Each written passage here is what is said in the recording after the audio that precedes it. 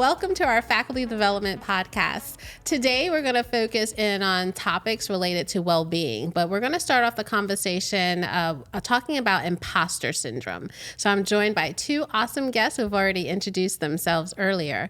So anyone can answer this question. How prevalent is imposter syndrome among medical educators, and what are its common causes? And as you're thinking of this, I was very surprised just learning about imposter syndrome with faculty. I always hear it with residents or different other people, but faculty never really came to my mind. So the question on the floor is, how prevalent is imposter syndrome among medical educators, and what are some common causes? Do you have any stats on that? I know that the research is mixed on whether imposter syndrome actually ever goes away. So right now the literature is about 50-50 on whether it improves with age. Would it be helpful to define imposter syndrome first? Yes. Okay. Mm-hmm. So imposter syndrome, if you're not familiar with that, is the kind of fear of being exposed as a fraud, even though you are absolutely not, even though you've gone through the same training, have the same amount of knowledge, and have attained the same status or goal or whatever as your peers, but for whatever reason you think like you've tricked your way into it or you don't deserve to be there. So it's just this sort of persistent feeling that you don't belong or haven't really earned what you have. And so I think it's interesting that this more often happens in professions that are high achieving and high performing, right? Like sort of the irony of it is that fields like medicine and law and engineering kind of tend to self-select the kind of people who are more prone to have imposter syndrome because they are high achieving. They have very high expectations and standards for themselves. And so that makes them more at risk for suffering with imposter syndrome. So it's kind of an interesting dichotomy there. It is. And it's, we're sitting here doing a podcast and I'm going, am I qualified to talk about imposter syndrome? And some people call it imposter phenomenon or imposterism. But yeah, it's usually on like professions that there's a lot involved in achieving it. And when you think about medical education, it's just years and years of this. And it's kind of like a pro athlete, right? You can play high school and maybe even college, but getting in the pro leagues is a very small percent. So it's highly competitive and performance-based. And so there's a lot of different expectations on the individual. And the interesting thing, and I'll speak because I've experienced this, but you get hired to do these things by people that you put on a pedestal. And then when they do hire you, you're like, what do they know? They obviously didn't see me because they picked me. So they must not be what I thought they were. Right.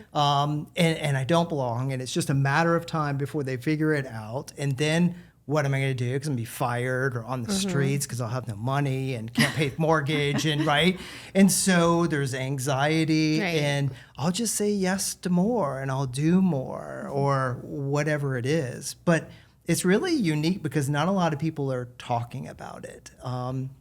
So when you self-disclose, it's people are going, oh yeah, I feel that way still. And and you're like, you do? You've got all this experience, this title, all this work you've done. And they're like, all the time. Like, I don't know. It's just anxiety, perfectionistic base, achievement oriented. It's all those things that can make a person and then also create a lot of stress and pressure. So what strategies can be used to overcome feelings of imposter syndromes? Like, I'm a new faculty person, or I've been doing this for a decade. What strategies can I use to help overcome some of these feelings? Well, I think just to kind of piggyback on what Dr. Vickner said is to talk about it. I think that's really the number one strategy is just to open up about it and, be a little vulnerable. There's power in that to say, I'm kind of feeling like I don't know what I'm doing, what I'm talking about. I mean, this is advice that we would give to a resident who might have a knowledge gap or might not, have a skill quite yet.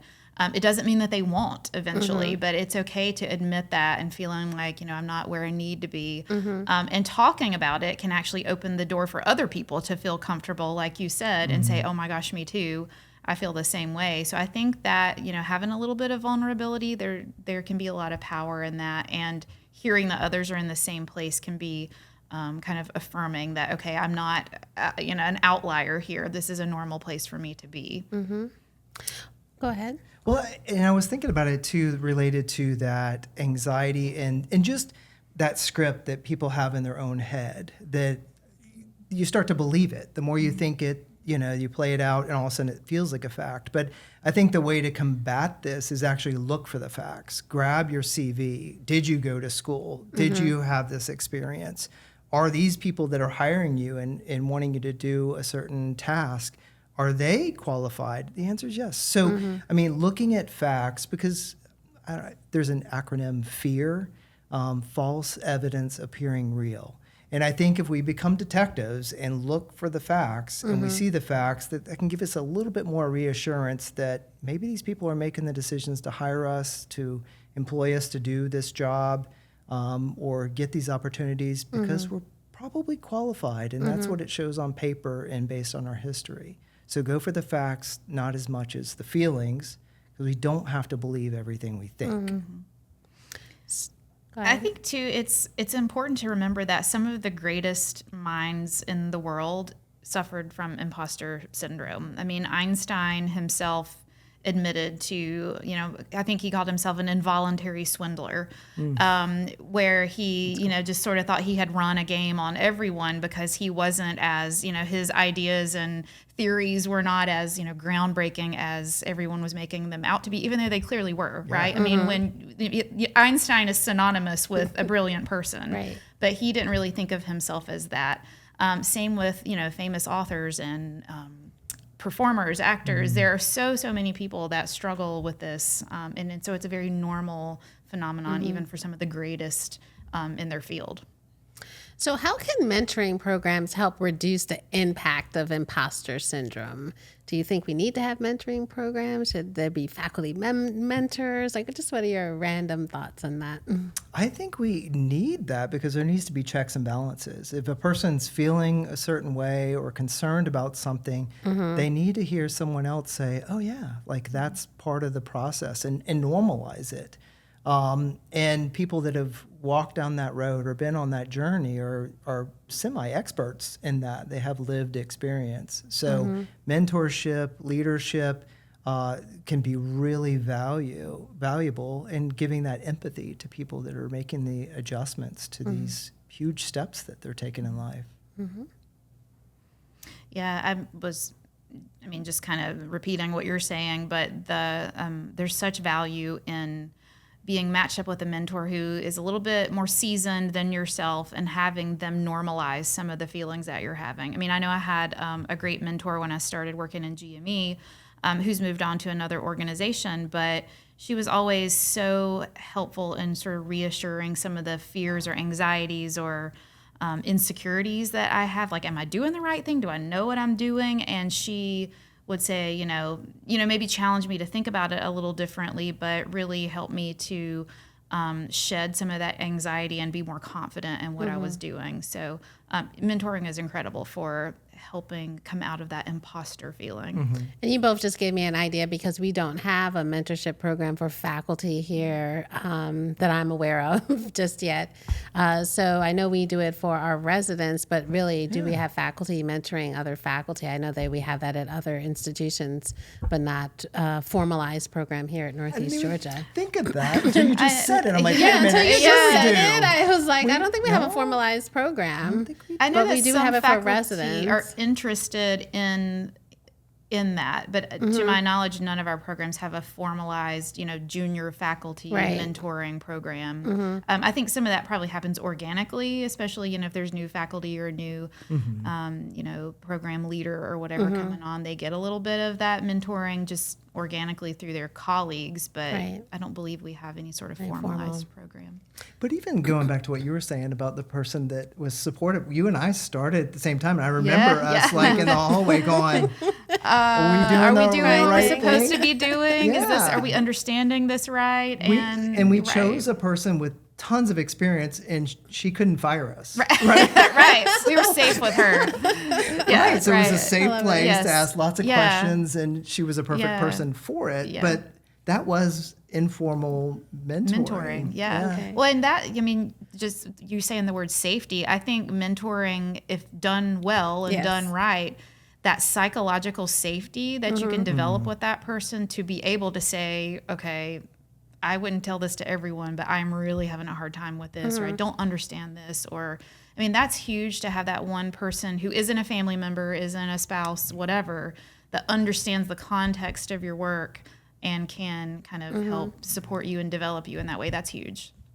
So let's talk a little bit about resources for faculty. What specific workshops, courses, or books are particularly helpful for faculty as it relates either to imposter syndrome, as it relates to work-life integration, or just the changing landscape of healthcare? Are there any particular books that you would recommend, or workshops, or anything that you want to say, or courses? Or maybe some of the stuff that you teach. So Well, I think we what do you do. teach for our Yeah, faculty that you yeah. would like to highlight? Any specific courses, workshops that they can take advantage of?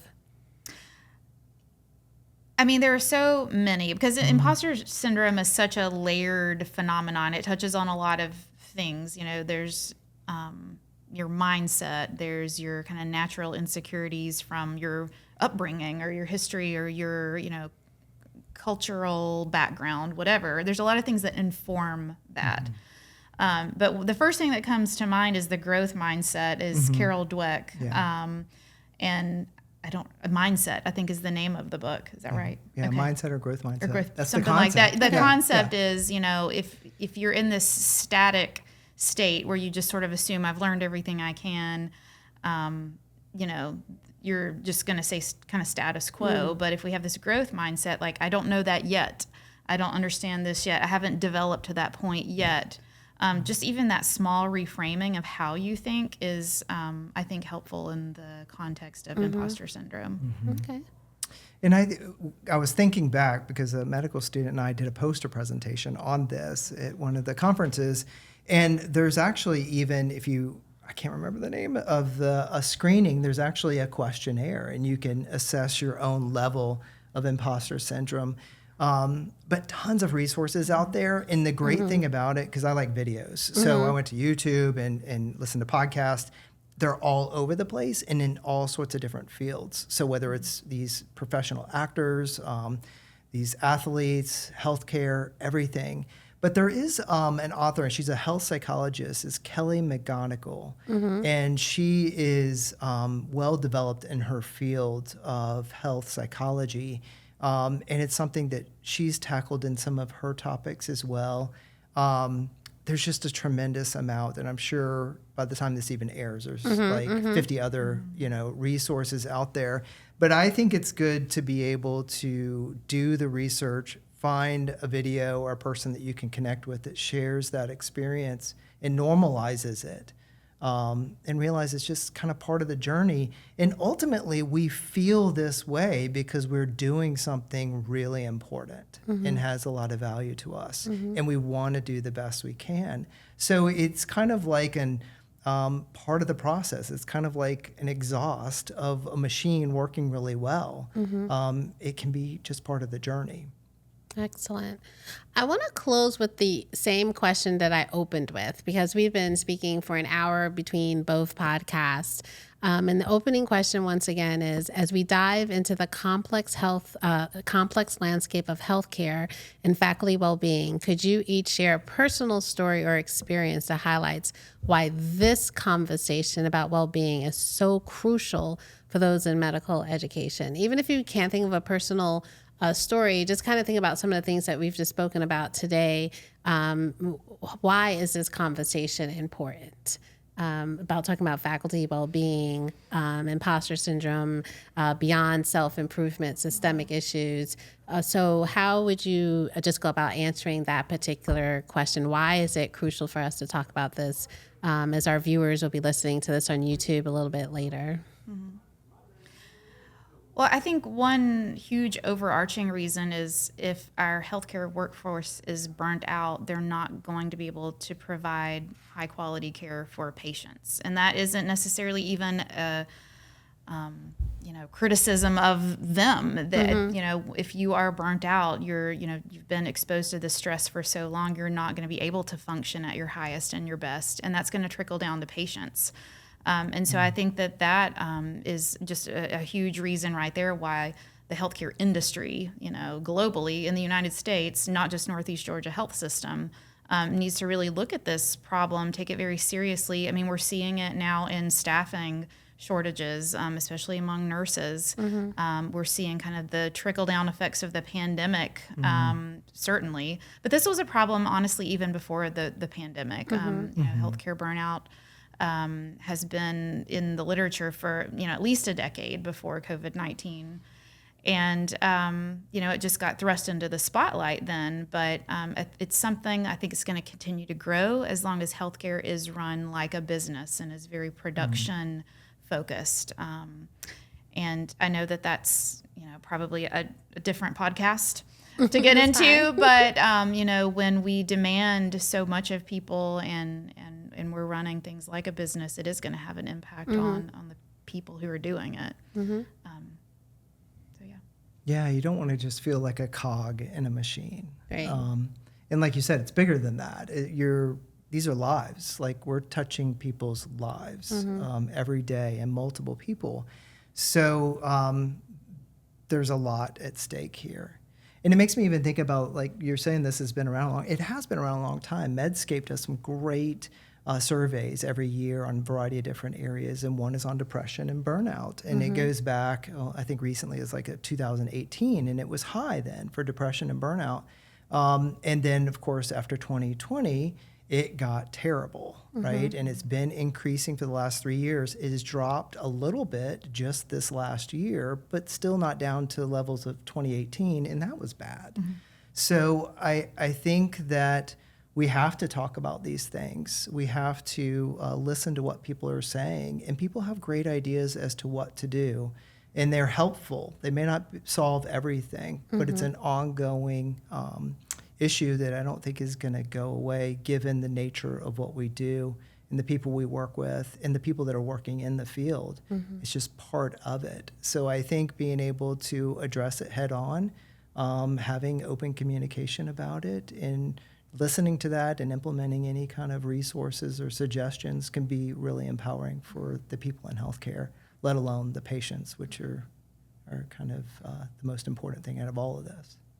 I want to thank you both for joining me, as this particular podcast is really about faculty well-being and work-life integration. So thanks for just taking the time to talk with me today. Thank you. Thanks for having us.